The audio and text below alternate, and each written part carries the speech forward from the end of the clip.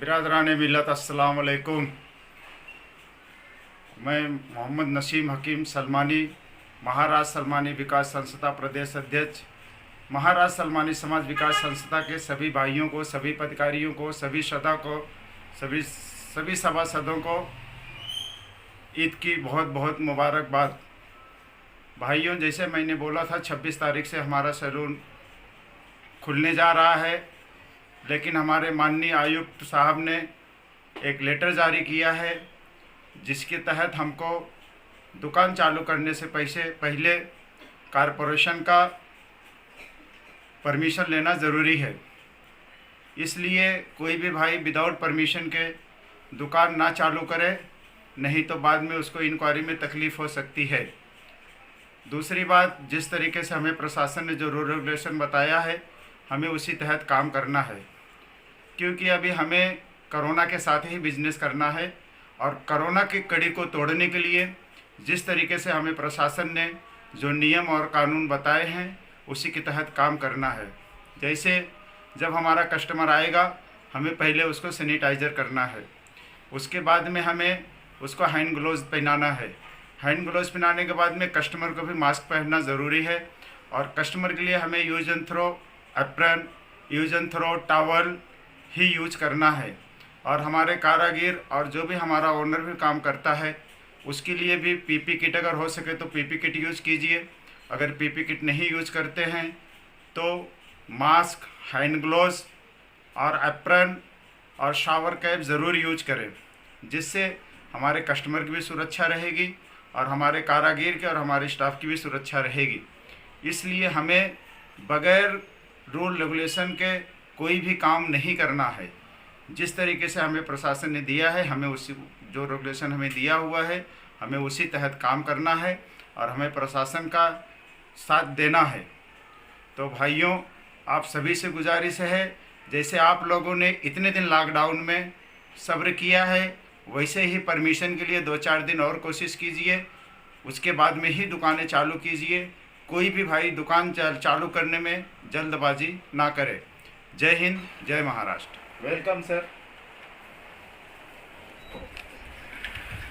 Please sit down. पीछे जाने दो।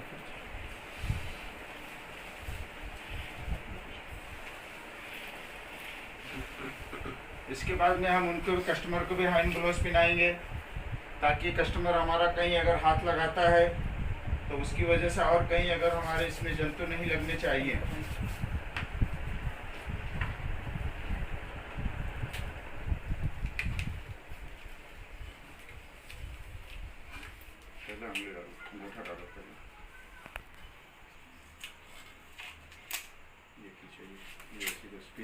पड़ जाएगी।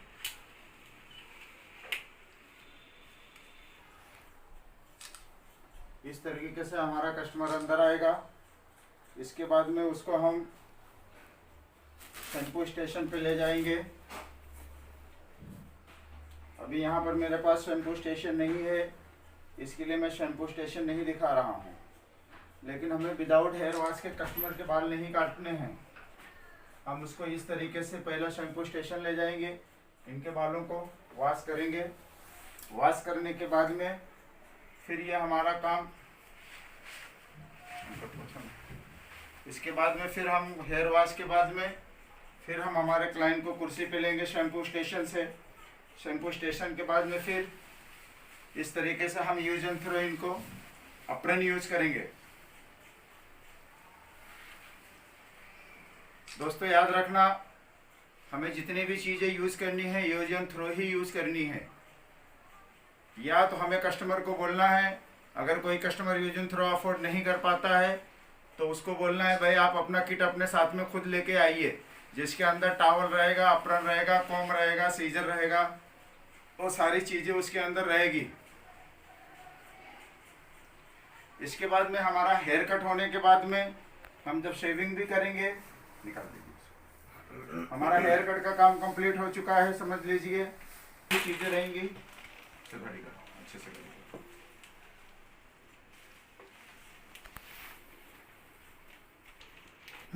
इसके बाद में काम होने के बाद में हमें इसको इस तरीके से डालना है और इसको ये हमारे डस्टबिन के पास में ही रखना है।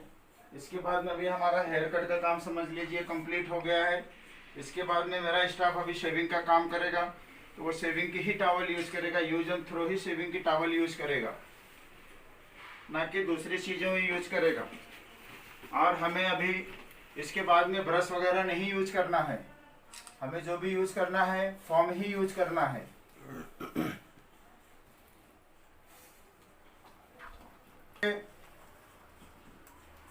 रेजर यूज करना बंद कर दीजिए। अभी मार्केट में ट्रिमर आते हैं जो हमारा रेजर का ही काम करते हैं, तो हमें अभी जो भी काम करना है ट्रिमर से करना है। अगर ट्रिमर नहीं, कोई कस्टमर रेजर ही बोलता है, तो उसको यूज एंड थ्रो ही रेजर यूज करना है।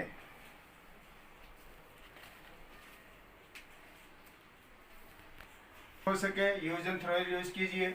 ये सब चीज़ों के लिए हमारे पास पर कस्टमर के पीछे हमारा 100 रुपये खर्चा होता है।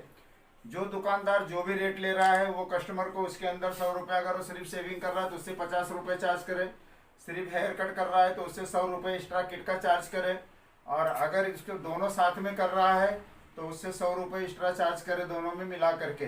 तो जिस भाई का जो भी रेट है, जैसे जो प्रोफेशनल सैलून है उनके रेट अलग रहते हैं, मीडियम दुकानदारों के रेट अलग रहते हैं, और जो मिडिल क्लास एरिया है, जहाँ पर स्लम एरिया है या टपरी है, उनके रेट अलग रहते हैं।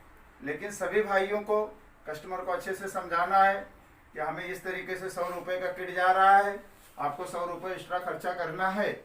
और अगर कस्टमर खर्चा नहीं करता है तो उसको बोलना है, भाई आप अपना किट खुद लेके आइए, हम आपका किट इस्तेमाल आपको करेंगे और साथ में उसी को उसका किट वापस रिटर्न दे दीजिए। तो इसी तरीके से हमें काम करना है ताकि हम कोरोना की कड़ी को तोड़ सकें, और हमारा जो प्रशासन ने हमको जो नियम कानून के तहत जो परमिशन देंगे उस तरीके से ही हम उस पालन कर सकें। जय हिंद, जय महाराष्ट्र। अभी जैसा मैंने पहले बताया, हमारा पहला कस्टमर हो गया, उस तरीके से हमें पूरे चेयर को सैनिटाइजिंग करना है। हमें पूरे चेयर को सैनिटाइजिंग करने के बाद में उसको अच्छे से क्लीन करके लेना है।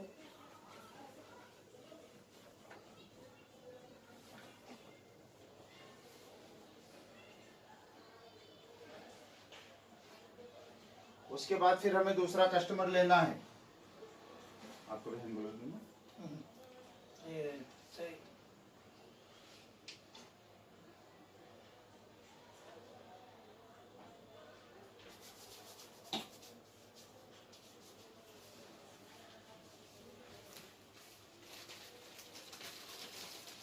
पॉज करो, सैनिटाइजर कर लिया, फोन बंद करो। उसके बाद में फोन बंद करो। इस तरीके से हमने सैनिटाइजर कर लिया। इसके बाद में हमने दूसरा कस्टमर लिया हेयर कट के लिए। इसके बाद में हम इनको शैम्पू स्टेशन पे ले जाएंगे। शैम्पू स्टेशन पे पहले इनका वॉश करेंगे, उसके बाद में फिर इनका भी हम हेयर कट करेंगे। तो हमें सभी कस्टमर का, हमें एक कस्टमर करने के बाद में पहले पूरा नीचे का फ्लोर क्लीन करके, सैनिटाइजिंग करके, चेयर सैनिटाइजर करके, टेबल सैनिटाइजर करने के बाद में ही हमें दूसरा काम करना है। तभी हम भी सुरक्षित रहेंगे और हमारा कस्टमर भी सुरक्षित रहेगा, और हम इस कोरोना की कड़ी को तोड़ने में कामयाब होंगे।